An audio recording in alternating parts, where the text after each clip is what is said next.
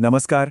अगर Jharkhand jet, UGC net या फिर टीजीटी पीजीटी जैसे एग्जाम्स की तैयारी में लगे हैं तो ये चर्चा खास आप सबके लिए है। आज हम लोग कुछ ऐसे बेसिक कॉन्सेप्ट्स को समझने वाले हैं जो इन सभी एग्जाम्स की समझिए एक तरह से नींव हैं। तो चलिए बिना देर किए सीधे उन सवालों पर आते हैं जो हिंदी साहित्य के एग्जाम्स में बार बार पूछे जाते हैं। हमारा पूरा फोकस रहेगा हिंदी और साहित्य की परिभाषाओं पर। देखिए, ये दोनों ही इतने इंपॉर्टेंट टॉपिक्स हैं कि इनसे सवाल तो बनते ही बनते हैं। हाँ, और एक बात साफ कर दें कि जो भी जानकारी हम यहाँ देखने वाले हैं वो पूरी तरह से प्रामाणिक है। हमने इस मुख्य अध्ययन सामग्री को आधार बनाया है ताकि सब कुछ एकदम सटीक रहे, तो इस पर पूरा भरोसा रखिए। तो सबसे पहले हिंदी शब्द, चलिए इसके बिल्कुल मूल अर्थ को समझते हैं। देखिए, ये जानना तो बहुत ज़रूरी है कि ये शब्द आया कहाँ से, इसका असली मतलब क्या है, क्योंकि यहीं से हमारी समझ की पूरी बुनियाद बनने वाली है। देखिए, एक बहुत बड़े विद्वान हुए डॉक्टर धीरेन्द्र वर्मा। उनके मुताबिक हिंदी शब्द शुरू में भारत के एक बहुत बड़े विशाल भूभाग की मातृभाषा के लिए इस्तेमाल होता था।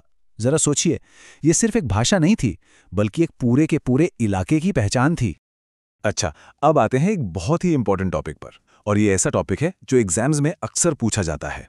हम बात कर रहे हैं डॉक्टर भोलानाथ तिवारी के वर्गीकरण की। उन्होंने हिंदी शब्द को 3 अलग अलग अर्थों में बांटा है। इसको जरा ध्यान से समझना होगा क्योंकि ये समझिए परीक्षकों का पसंदीदा सवाल है। तो ये तालिका देखिए इन 3 दृष्टिकोणों को बड़े अच्छे से सामने रखती है। पहला विस्तृत अर्थ, दूसरा भाषा विज्ञान के अर्थ में, और तीसरा संकुचित अर्थ। चलिए अब एक एक करके इन तीनों को थोड़ा और विस्तार में समझते हैं। तो यहाँ जो सबसे जरूरी बात है वो है इन दोनों के बीच का अंतर समझना। मतलब विस्तृत अर्थ का संबंध है भूगोल से, जिसमें 12 बोलियां आती हैं। वहीं भाषा विज्ञान वाला जो अर्थ है वो ज्यादा तकनीकी है और इसमें 8 बोलियों का एक मुख्य समूह शामिल है। ये जो फर्क है ना, ये अक्सर बहुविकल्पीय प्रश्नों में फंसाने के लिए पूछा जाता है। और फिर आता है तीसरा संकुचित अर्थ। ये वही हिंदी है जिसे आज हम सब जानते हैं, मतलब हमारी मानकीकृत हिंदी, जो सरकारी कामकाज में, समाचारों में, स्कूलों में इस्तेमाल होती है। इसी को हम खड़ी बोली या फिर परिनिष्ठित हिंदी भी कहते हैं। बहुत बढ़िया। तो हमने भाषा को तो समझ लिया, लेकिन उस भाषा में जो लिखा गया है यानी साहित्य, उसका क्या मतलब है? चलिए अब अपने दूसरे और उतने ही रोचक विषय की तरफ बढ़ते हैं। देखिए, साहित्य को परिभाषित करना कोई आसान काम नहीं है। भारत के बड़े बड़े विद्वानों ने इस पर अपने अपने विचार दिए हैं और परीक्षा की दृष्टि से इन सभी विचारों को जानना बेहद जरूरी है। क्यों? क्योंकि इनसे सीधे सीधे सवाल बनते हैं। तो अब हम एक एक करके कुछ मुख्य परिभाषाएं देखने वाले हैं। और एक बात याद रखिएगा, हर परिभाषा में एक नया कोण, एक नया दृष्टिकोण छिपा है, तो बड़े ध्यान से सुनना है। सबसे पहले आचार्य महावीर प्रसाद द्विवेदी जी, उनके लिए साहित्य क्या है? ज्ञान राशि के संचित कोश, मतलब ज्ञान और विवेक का एक खजाना। कितनी सरल, सीधी और सटीक बात कही है। पूरा जोर ज्ञान के संग्रह पर है। अब आते हैं बालकृष्ण भट्ट जी पर। इनका नजरिया थोड़ा अलग है, ज्यादा लोक केंद्रित। वो मानते हैं कि साहित्य जो है वो जन समूह के हृदय का विकास है, मतलब लोगों की जो सामूहिक चेतना है, उनकी भावनाओं का प्रतिबिंब। कितना सुंदर और भावनात्मक विचार है ना? फिर हैं डॉक्टर नगेंद्र। ये व्यक्तिगत अनुभव पर जोर देते हैं। इनके हिसाब से साहित्य क्या है? खुद को व्यक्त करना, अपने जीवन को व्यक्त करना। ये जो शब्द है ना, आत्माभिव्यक्ति, ये इनकी परिभाषा का मूल है।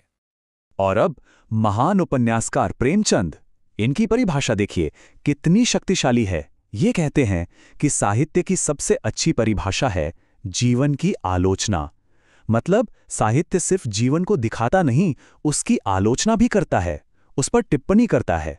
क्या जबरदस्त और गहरा विचार है। तो ये तो हो गई आधुनिक विद्वानों की बातें, लेकिन इनके अलावा हमारी जो प्राचीन संस्कृत काव्य शास्त्र की परंपरा है, उसमें भी साहित्य की बहुत ही सटीक और गहरी परिभाषाएं दी गई हैं। चलिए अब उन पर भी एक नजर डाल लेते हैं। आइए अब इस शास्त्रीय परंपरा के कुछ सबसे बड़े, सबसे प्रभावशाली आचार्यों की परिभाषाओं को देखते हैं। इससे हमारी समझ और भी गहरी होगी और हाँ, परीक्षा में ये बहुत काम आने वाला है। सबसे पहले भामह।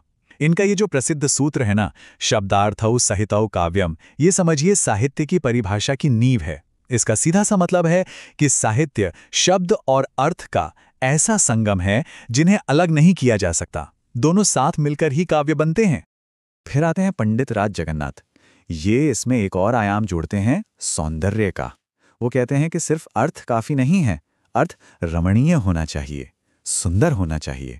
तो ये जो रमणीयता शब्द है ना, यही इनकी परिभाषा की असली पहचान है।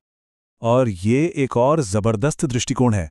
आचार्य मम्मट जो हैं वो एक तरह से गुणवत्ता का मानदंड तय कर देते हैं। वो कहते हैं कि साहित्य दोष रहित होना चाहिए, यानी बिना किसी कमी के, और गुणयुक्त होना चाहिए, यानी खूबियों से भरपूर। हाँ, वो ये भी कहते हैं कि कभी-कभी अलंकार रहित भी हो सकता है। ये एक बहुत ही तकनीकी परिभाषा है। तो हमने हिंदी के अलग अलग अर्थों से लेकर साहित्य की शास्त्रीय परिभाषाओं तक का एक सफर तय किया है।